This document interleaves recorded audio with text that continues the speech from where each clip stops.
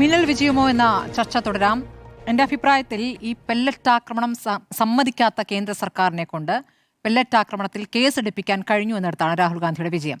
ഈ പെല്ലറ്റ് ആക്രമണവുമായി ബന്ധപ്പെട്ടാണ് നമ്മൾ കണ്ട പാർലമെന്റ് സമ്മേളനത്തിൽ ഉടനീളം പ്രതിപക്ഷം ആവശ്യപ്പെട്ടിരുന്നത് അത് സമ്മതിക്കണം. ഇവിടെ ഡൽഹി പോലീസ് എന്നാൽ നേരെ ആഭ്യന്തരമന്ത്രിക്ക് കീഴിലാണ്. കേന്ദ്ര ആഭ്യന്തരമന്ത്രി തന്നെ അതിന് ഉത്തരം പറയണം. പെല്ലറ്റ് ആക്രമണത്തിന് ഉത്തരവിട്ടതാര് എന്ന് പറയണമെന്ന ചോദ്യമാണ് പാർലമെന്റ് സമ്മേളനത്തിലുടനീളം നമ്മൾ കണ്ടത്. പക്ഷേ ആ ചോദ്യത്തിന് ഉത്തരം നൽകാതെ ആ പാർലമെന്റ് സമ്മേളനം അവസാനിക്കുന്നു. അവസാന ദിവസം വന്ന് വന്ദേമാതരം ആലപിച്ചുകൊണ്ട് 6 വരി വന്ദേമാതരം ആലപിച്ചുകൊണ്ട് അവിടെ നിന്ന് ഇറങ്ങിയാണ് നമ്മുടെ ആഭ്യന്തരമന്ത്രി ചെയ്തിട്ടുള്ളത്. അവിടെയാണ് ഈ പെല്ലറ്റ് ആക്രമണത്തിൽ കേസെടുപ്പിക്കാൻ രാഹുൽ ഗാന്ധിക്ക് കഴിഞ്ഞിട്ടുള്ളത്. ഇന്നത്തെ ആ സമരം അതീവ നാടകീയമായിരുന്നു എന്നുള്ളതാണ്. നമ്മളൊന്നും പ്രതീക്ഷിക്കാത്ത രീതിയിൽ രാഹുൽ ഗാന്ധി എന്ന രാജ്യത്തിന്റെ പ്രതിപക്ഷ നേതാവ് ഈ പെല്ലറ്റ് ആക്രമണത്തിൽ പരിക്കേറ്റ സാഹിൽ ലോച്ചവ് എന്ന 19-കാരനുമായി ഈ ആദ്യം പോലീസ് സ്റ്റേഷനിലേക്കാണ് പോകുന്നത്. പോലീസ് സ്റ്റേഷനിൽ കേസെടുക്കാതിരുന്നപ്പോൾ പിന്നീട് കമ്മീഷണറുടെ ഓഫീസിലേക്ക് ദില്ലി പാർലമെന്റ് സ്ട്രീറ്റിലുള്ള കമ്മീഷണർ ഓഫീസിലേക്ക് രാഹുൽ ഗാന്ധി എത്തുകയാണ്. അവിടെ ഈ സാഹിൽ ലോച്ചവിന്റെ അമ്മ ജ്യോതിയും കൂടെയുണ്ട്. ആരാണ് സാഹിൽ ലോച്ചവ് എന്ന് നോക്കാം. CJP സമരത്തിൽ എങ്ങനെയാണ് സാഹിൽ ലോച്ചവ് പങ്കാളിയായതെന്നറിയോ? സാഹിൽ ലോച്ചവ് ഒരു 19-കാരനാണ്. സാഹിൽ ലോച്ചവ് ഒരു ഡ്രൈവറുടെ മകനാണ്, ഒരു സാധാരണക്കാരൻ. അവൻ പോലീസ് ഉദ്യോഗസ്ഥനാകാൻ ആഗ്രഹിച്ചിരുന്ന ഒരു യുവാവാണ്. അങ്ങനെ 2024 ദില്ലി പോലീസ് നിയമന പരീക്ഷ എഴുതി. ആ പരീക്ഷ റദ്ദാക്കി. ആ റദ്ദാക്കിയതിലുള്ള പ്രതിഷേധമാണ് ഈ CJP സമരത്തിലേക്ക് സാഹിൽ ലോച്ചവിനെ ആകർഷിച്ചത്. അതുകൊണ്ടാണ് ആ സമരത്തിന്റെ ഭാഗമായത്. അങ്ങനെ പോലീസ് ഉദ്യോഗസ്ഥനാകാൻ ആഗ്രഹിച്ച സാഹിൽ ലോച്ചവ് പോലീസിനാൽ ആക്രമിക്കപ്പെട്ട് ഒരു കണ്ണിന്റെ കാഴ്ച നഷ്ടപ്പെട്ട യുവാവാണ്. ഈ പെല്ലറ്റ് ആക്രമണവുമായി ബന്ധപ്പെട്ട് പാർലമെന്റിൽ കിരൺ റിജിജു ആണല്ലോ പ്രതികരണം നടത്തിയത്, പാർലമെന്ററി കാര്യമന്ത്രി. അദ്ദേഹം പറഞ്ഞത് ഒരു ആക്രമണവും നടന്നിട്ടില്ല. പാർലമെന്റിൽ അദ്ദേഹം പറഞ്ഞിരിക്കുന്നത് ഒരു തരത്തിലുള്ള ആക്രമണവും നടന്നിട്ടില്ല, ആർക്കും ഗുരുതരമായി പരിക്കേറ്റിട്ടില്ല, ഒരാളുടെയും എല്ലൊടിഞ്ഞിട്ടില്ല എന്നാണ് അദ്ദേഹം പറഞ്ഞത്. ഈ വിദ്യാർത്ഥി പ്രക്ഷോഭത്തിൽ പങ്കെടുത്തവരെല്ലാം ക്രിമിനലുകളാണെന്ന് അദ്ദേഹം പറഞ്ഞു. Aam Aadmi party, Bhim army, Samajwadi party ഇവരിൽ നിന്നൊക്കെ ഒരുപാട് ക്രിമിനലുകളാണ് സമരത്തിൽ പങ്കെടുത്തതെന്ന് പറയുന്നത്. പക്ഷേ നമ്മൾ ആ ദൃശ്യങ്ങൾ കണ്ടതാണ്. വിദ്യാർത്ഥികൾക്ക് നേരെ ഏത് രൂപത്തിലാണ് പോലീസ് ആക്രമണം നടത്തിയതെന്ന്, പെൺകുട്ടികളുടെ സ്വകാര്യ ഭാഗങ്ങളിലടക്കം ആക്രമണം നടത്തുന്ന രീതി നമ്മൾ കണ്ടതാണ്. ഇനി എന്താണ് ഈ പെല്ലറ്റ് ആക്രമണം? കഴിഞ്ഞ ദിവസം സുനിൽ തന്നെ നമ്മുടെ ഒരു ചർച്ചയിൽ എന്താണ് പെല്ലറ്റ് എന്നത് കൊണ്ടുവന്ന് കാണിക്കുകയായിരുന്നല്ലോ. ഒറ്റ ഷോട്ടിൽ തന്നെ പല പെല്ലറ്റുകൾ ആയി ചെന്ന് തറയ്ക്കുന്ന രൂപത്തിലാണ് അതിൻ്റെ രീതി. അത് ഒരുപാട് പേർക്ക് ഒരേ സമയം തന്നെ ഒരുപാട് പേരെ പരിക്കേൽപ്പിക്കാൻ കഴിയുന്നതാണ് ഈ പെല്ലറ്റ് ആക്രമണം എന്നുള്ളത്. അങ്ങനെ ഈ സാഹിൽ ലോച്ചവിൻ്റെ ശരീരത്തിൽ 200 പെല്ലറ്റുകളാണ് നടത്തിയത്. 200 പെല്ലറ്റുകൾ. അതിൽ കണ്ണിൽ പെല്ലറ്റ് തറച്ചുകൊണ്ട് കണ്ണിലെ 99% കാഴ്ചശക്തി നഷ്ടപ്പെട്ടു. ഹൃദയത്തിനടുത്തൊരു പെല്ലറ്റുണ്ട്. ആ പെല്ലറ്റ് നീക്കം ചെയ്യാൻ പറ്റില്ല. അതെടുത്തു കഴിഞ്ഞാൽ ഹാർട്ടിന് പ്രശ്നം വരും. അതുകൊണ്ട് ആ പെല്ലറ്റ് ശരീരത്തിൽ ഇപ്പോഴുമുണ്ട്. 200-ലേറെ പെല്ലറ്റുകൾ എന്നാണ് ഇന്ന് ദ വയർ റിപ്പോർട്ട് ചെയ്തിരിക്കുന്നത്. അപ്പോൾ അത്രയും പരിക്കേറ്റിരിക്കുന്ന ഒരു യുവാവുമായിട്ടാണ് ഈ പോലീസ് സ്റ്റേഷനിലേക്ക് രാഹുൽ ഗാന്ധി എത്തുന്നത്. നമുക്കറിയാവുന്ന പോലെ ഈ നേരത്തെ തന്നെ സാഹിൽ ലോച്ചവ് 2 തവണ പരാതി നൽകി. ആദ്യം പോലീസ് സ്റ്റേഷനിൽ പരാതി നൽകുന്നു, അഭിഭാഷകനൊപ്പം കേസെടുത്തില്ല. അതിനുശേഷം ഓൺലൈനായി ഇമെയിലിലൂടെ അദ്ദേഹം പരാതി നൽകുന്നു, അതും കേസെടുത്തില്ല. അതിനുശേഷമാണ് രാഹുൽ ഗാന്ധി ആ സമരം ഏറ്റെടുക്കുന്നത്. രാഹുൽ ഗാന്ധി ആ സമരത്തിലേക്ക് വരുന്നു, പോലീസ് സ്റ്റേഷനിൽ കേസെടുക്കാൻ ആവശ്യപ്പെടുന്നു, എടുക്കുന്നില്ല. അങ്ങനെയാണ് അതിന് പുറത്ത് ഒരു 5-5.5 മണിക്കൂറോളം രാഹുൽ ഗാന്ധി അവിടെ കുത്തിയിരിപ്പ് സമരം നടത്തിയിരുന്നത്. ഇതിൽ കേസെടുക്കുക, കേസ് നമ്പർ നമുക്ക് അറിയണം അതാണ് കോൺഗ്രസ് ആവശ്യപ്പെട്ടിരുന്നത്. അത് ആ സമരത്തിന്റെ വിജയമാണ് നമ്മൾ കണ്ടത്. രാഹുൽ ഗാന്ധി ഒറ്റയ്ക്ക് പോയ സമരം, അതിന് പിന്നാലെ പ്രധാനപ്പെട്ട നേതാക്കൾ പ്രിയങ്ക ഗാന്ധി എത്തുന്നു. അതിനുശേഷം അവിടേക്ക് ജയറാം രമേശ് എത്തുന്നു. മുതിർന്ന നേതാക്കളൊക്കെ എത്തുകയാണ്. അപ്പോൾ നമ്മളിപ്പോൾ കഴിഞ്ഞ കുറച്ചു കാലമായി കാണുന്നത് ശക്തമായ സമാധാനപരമായ സമരങ്ങൾക്ക് മുന്നിൽ വിറയ്ക്കുന്ന സർക്കാരിനെയാണ്. അത് CJPയുടെ സമരമായാലും ഈ പറയുന്ന രാഹുൽ ഗാന്ധി എടുത്തിരിക്കുന്ന സമരമായാലും അതെ, സമാധാനപരമായ സമരമാണ്. ആ സമരത്തിന് മുന്നിൽ പരാജയപ്പെടുന്ന സർക്കാരിനെയാണ് നമ്മൾ പല ഘട്ടങ്ങളിലായി കാണുന്നത്. ഈ CJP സമരത്തിന് ശേഷം യുവാക്കളെ കയ്യിലെടുക്കുമെന്നും യുവാക്കൾക്ക് അവരുടെ ആവശ്യങ്ങൾ അംഗീകരിക്കുമെന്നൊക്കെ പലതവണ കേന്ദ്ര സർക്കാർ നമ്മളോട് പറയുന്നുണ്ട്. ഈ പ്രതിപക്ഷ സമരത്തെ, ഈ രാഹുൽ ഗാന്ധിയുടെ സമരത്തെ അരാജകത്വം എന്നാണ് രവിശങ്കർ പ്രസാദ് വിശേഷിപ്പിച്ചത്. വാർത്താ സമ്മേളനം നടത്തിയിട്ടാണ് അത് പറഞ്ഞത്. അരാജകത്വം നമ്മൾ കണ്ടിരുന്നല്ലോ ജയ്പൂരിലെ ബാഗ്രുവിൽ. സർക്കാർ സ്കൂളുകളുടെ സ്ഥിതി ഇപ്പോൾ പണക്കാരുടെ വീട്ടിലെ നായ്ക്കൾക്ക് കിട്ടുന്ന സൗകര്യം പോലും സർക്കാർ സ്കൂളിലെ കുട്ടികൾക്ക് കിട്ടുന്നില്ല എന്നാണ് പറയുന്നത്. ഈ ബാഗ്രുവിലെ സ്കൂൾ എവിടെയെന്നറിയോ? ഒരു തൊഴുത്തിലാണ്. ആ സ്കൂളിൻ്റെ അവസ്ഥ അവിടുത്തെ നാട്ടുകാരാണ് ഈ CJP അറിയിച്ചത്, നിങ്ങളൊന്ന് വന്ന് കാണൂ എന്ന്.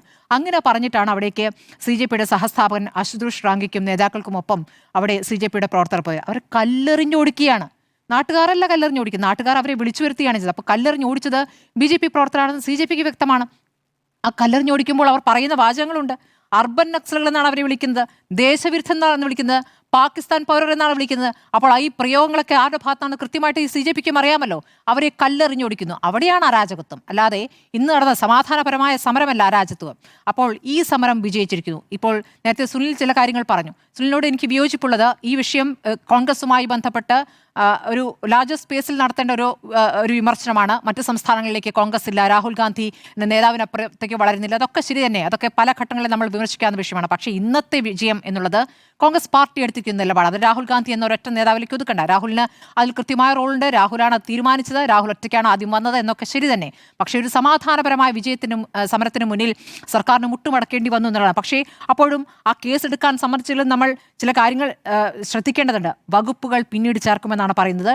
തിരിച്ചറിയാൻ കഴിയാത്തവർക്കെതിരെയാണ് കേസെടുത്തിരിക്കുന്നത് എന്നുള്ളതാണ്. മൊഴി രേഖപ്പെടുത്തിയ ശേഷം കൂടുതൽ വകുപ്പുകൾ ചേർക്കുമെന്നാണ് പറയുന്നത്. അപ്പോൾ ഇതിലൊക്കെ തന്നെയും ചില ലൂപ്പ് ഹോൾസ് ഉണ്ട്. ഈ പറയുന്ന ഈ പോലീസുകാരനെതിരെ, അതായത് പെല്ലറ്റ് ആക്രമണം നടത്തിയ പോലീസുകാരനെതിരെ കേസെടുക്കണമെന്നുള്ളതാണ് ആവശ്യം. അപ്പോൾ തിരിച്ചറിയാത്ത ആളാണ്, ഇനി തിരിച്ചറിയാനിരിക്കുന്നേ ഉള്ളൂ, തിരിച്ചറിയുമോ എന്നുള്ള ചോദ്യമുണ്ട്. അവിടെയാണ് ഇപ്പോൾ BJP പറയുന്നത്, എന്തിനാണ് ഇപ്പോൾ ഈ ഇടപെടൽ നടത്തുന്നത്, എന്തിനാണ് കോൺഗ്രസിന് അനാവശ്യ ഇടപെടൽ നടത്തുന്നത്? സുപ്രീം കോടതി ഏറ്റെടുത്തിട്ടുണ്ടല്ലോ, സുപ്രീം കോടതി ഒരു കമ്മീഷൻ നിയോഗിച്ചിട്ടുണ്ടല്ലോ. കേന്ദ്ര സർക്കാർ പറഞ്ഞിട്ടല്ല, സുപ്രീം കോടതി നിയോഗിച്ചിരിക്കുന്നത് ഈ പറയുന്ന ഇരകൾ കോടതിയെ സമീപിച്ചപ്പോഴാണ്. അവിടെയാണ് 3 അംഗ കമ്മിറ്റിയെ നിയോഗിച്ചിരിക്കുന്നത്. ഡാമേജ് കൺട്രോളിന്റെ ഭാഗമായിട്ടാണ്. പക്ഷേ അതായിരിക്കാം, പക്ഷേ ഈ പറയുന്ന ചീഫ് ജസ്റ്റിസ് തന്നെയാണ് നിയമിച്ചിരിക്കുന്നത്. നോക്കാം, ഇതിന് ഈ റിപ്പോർട്ട് വരണമല്ലോ, എല്ലാ കാര്യങ്ങളും പരിശോധിക്കുക, അവിടുത്തെ പരാതിയും കേൾക്കണം, ഈ പറഞ്ഞ പോലീസുകാരുടെ പരാതിയും കേൾക്കണം എന്നൊക്കെ പറയട്ടെ. പറഞ്ഞ ശേഷം പുറത്തേക്ക് വരുമ്പോൾ കോടതി എങ്ങനെ പരിഗണിക്കുന്നു എന്ന് നോക്കാനും ഇവിടുത്തെ യുവാക്കളുണ്ട്. അത് കൃത്യമായി ജനങ്ങളിലേക്ക് എത്തിക്കാൻ യുവാക്കളുണ്ട്. ഈ സമരത്തിൽ എങ്ങനെയാണ് പതറിയത്? ഈ CJP വെറുതെ സമരം ചെയ്തപ്പോൾ പതറിയതല്ല.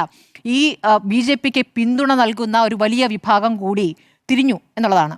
ഇപ്പോൾ സിനിമാ താരങ്ങളടക്കം, പ്രമുഖ വ്യക്തികളടക്കം, പലപ്പോഴും BJPക്ക് ഓശാന പാടിയിരുന്ന നേതാക്കളടക്കം നിലപാട് മാറ്റി ഈ CJP സമരത്തിന് പിന്തുണ നൽകുകയാണ് ചെയ്യുന്നത്.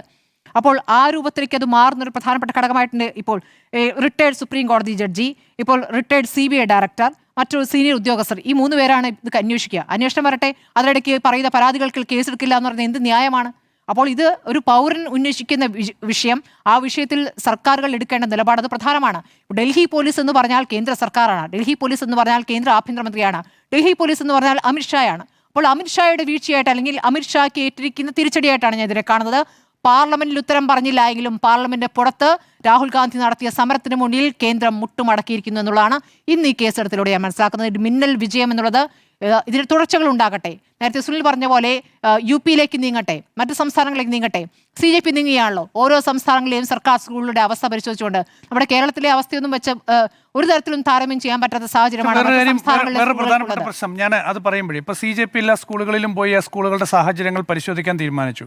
ഇതിപ്പോൾ ദേശീയ തലത്തിൽ SFI അങ്ങനെ ഒരു പ്രഖ്യാപനം നടത്തിയിട്ടുണ്ട്. SFI ഏതൊക്കെ സംസ്ഥാനങ്ങളുണ്ടെന്ന് നമുക്കറിയാം. കേരളത്തിലുണ്ട്, പശ്ചിമ ബംഗാളിലുണ്ട്, അല്ലെങ്കിൽ ത്രിപുരയിലുണ്ട്, മറ്റ് ഹിമാചൽ പ്രദേശിലെ ഷിംല പോലുള്ള സ്ഥലങ്ങളിലുണ്ട്, അതല്ലാതെ മറ്റ് ചെറിയ ചെറിയ സ്ഥലങ്ങളിലുണ്ട്. പക്ഷേ നോക്കൂ, കോൺഗ്രസിൻ്റെ പോഷക സംഘടനകൾ, അതിപ്പോൾ യൂത്ത് കോൺഗ്രസ് ആയിക്കോട്ടെ, അതല്ലെങ്കിൽ NSU ആയിക്കോട്ടെ, ഈ 2 സംഘടനകളും ഇതുമായി ബന്ധപ്പെട്ടൊരു നിലപാട് തന്നെ ഇതുവരെ എടുത്തിട്ടില്ല. നേരത്തെ CJP സമരത്തിൻ്റെ സാഹചര്യം നമുക്കറിയാം. അവസാന ഘട്ടത്തിലാണ് പവൻ ഖേര സമരപന്തലിലേക്ക് പോകുന്നത്. അതുവരെ കോൺഗ്രസ് ഒഫീഷ്യലി അവർക്ക് സപ്പോർട്ട് നൽകിയിട്ടില്ല. പിന്നീട് ഈ സമരം വിജയിച്ചപ്പോഴാണ് കോൺഗ്രസ് ഇതിൻ്റെ ഒരു സമരപാത ഏറ്റെടുക്കുന്നത്. രാഹുൽ ഗാന്ധി രംഗത്ത് അപ്പോഴും കോൺഗ്രസ് അപ്പുറത്ത് മറ്റൊരു സമരം നടത്തുകയായിരുന്നു. അവർക്ക് ഒപ്പം ചേർന്ന് വേണ്ട, എന്നാൽ അവരെ എതിർക്കുന്നുമില്ല, അവർക്ക് പിന്തുണ നൽകുന്നു, വേറൊരു സമരം സമാന്തരമായി നടത്തുന്നു എന്നുള്ളതാണ്. ഭയപ്പെട്ടു ആ സമരം വിജയിച്ചപ്പോഴാണ് കോൺഗ്രസ് അത് ഓരോരുത്തരുടെയും വ്യാഖ്യാനമാണ്. ഒരു സമരം അത് ഒരു രാഷ്ട്രീയ പാർട്ടിയും ഇല്ലാത്ത ഒരു ഗ്രൂപ്പ് നടത്തുന്ന സമരം, ആ സമരം ഉന്നയിക്കുന്ന വിഷയം, ആ വിഷയം നേരത്തെ തന്നെ രാഹുൽ ഗാന്ധി ഉന്നയിച്ചിട്ടുള്ള വിഷയമാണെന്നേ, അങ്ങനെയൊന്നും നമുക്ക് എഴുതി തള്ളാൻ പറ്റില്ല. അപ്പോൾ ഇത് അരാഷ്ട്രീയമായ ഒരു സമരമായിട്ടൊക്കെ പല ഘട്ടങ്ങളിലും വ്യാഖ്യാനിക്കപ്പെട്ടിരുന്നു. പക്ഷേ അവർ ഉന്നയിച്ച വിഷയങ്ങൾ, അവർ അതിൽ കാണിച്ച ജാഗ്രത, അവർ കാണിച്ച പക്വത, ഇതൊക്കെ തന്നെ പ്രധാനപ്പെട്ട വിഷയമാണ്. അവിടെയാണ് കേന്ദ്രത്തിന് മുട്ടുമടക്കേണ്ടി വന്നത്. അപ്പോൾ ഇപ്പോൾ ഒരു രാഷ്ട്രീയ പാർട്ടിയുടെ ലേബൽ ഇല്ലാത്തവർ മാത്രമേ സമരം ചെയ്താൽ വിജയിക്കൂ എന്നൊന്നുമില്ല. പ്രതിപക്ഷത്തിന് ചില പാഠങ്ങൾ ലഭിക്കുന്നു, ആ പാഠങ്ങളിൽ നിന്ന് ഉൾക്കൊണ്ടുകൊണ്ട് മുന്നോട്ട് പോകുക എന്നുള്ളത് മാത്രമാണ്. വളരെ പോസിറ്റീവായിട്ടാണ് ഇത് കാണുന്നത്. ഇന്നത്തെ സമരത്തെ ഒരു ആത്മവിശ്വാസമുള്ള കോൺഗ്രസിനെ മാറ്റുന്ന ഒരു ഘടകമായിട്ടാണ് ഞാൻ കാണുന്നത്.